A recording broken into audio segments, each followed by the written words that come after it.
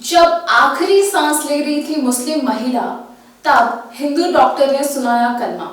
नमस्कार, मैं आर्या और आप देख रहे हैं खबर नजर। डॉक्टर ने कुछ ऐसा लिखा है, मैंने धीरे से मरीज के कान के पास कलमा पढ़ा और आंखें बंद की। जब मैंने कलमा पूरा पढ़ लिया तो मरीज ने गहरी सांस ली और मॉनिटर में लाइन फ्लैट हो गया।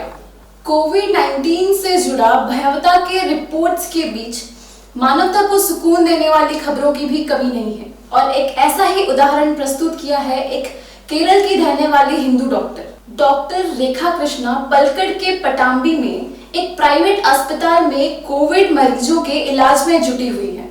सेवाना हॉस्पिटल और रिसर्च सेंटर में एक मुस्लिम महिला कोविड से पीड़ित थी और उसके साथ साथ एडमिट भी थी, लेकिन साथ ही में उसको निमोनिया भी हो गया था और धीरे धीरे उनकी हालत काफी गंभीर हो रही थी। लेकिन कोविड के प्रोटोकॉल्स के चलते उनके रिश्तेदारों को भी उनसे मिलने की अनुमति नहीं थी, ना ही वो मिल पा रहे थे। इसीलिए 17 मई के सुबह तक उनकी हालत काफी नाजुक हो चुकी थी।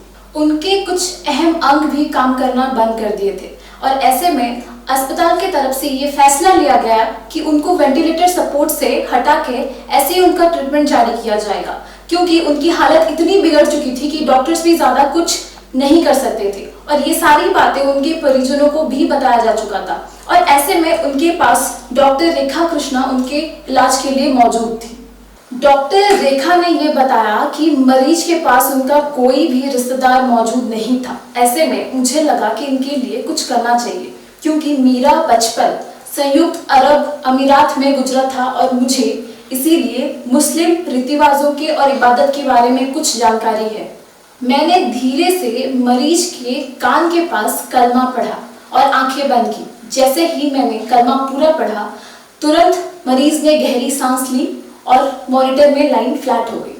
हालांकि डॉक्टर रेखा ने इस घटना के बारे में किसी को कुछ भी नहीं बताया था, लेकिन उनके साथ काम कर रहे कार्यरत डॉक्टर मुस्तफा को इस बारे में जानकारी थी और इसी चीज को लेके उन्होंने फेसबुक में लिखते हुए पोस्ट किया और देखते ही देखते तुरंत ये पोस्ट वायरल हो गई और सबको इसके बारे में पता चला।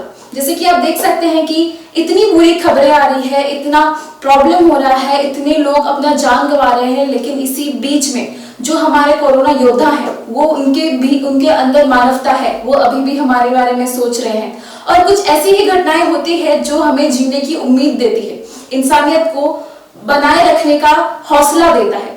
इसीलिए घर पे रहे, सेफ रहे। आज के लिए खबर नजर में इतना ही। हमारे चैनल को लाइक, शेयर और सब्सक्राइब जरूर करें। नमस्कार।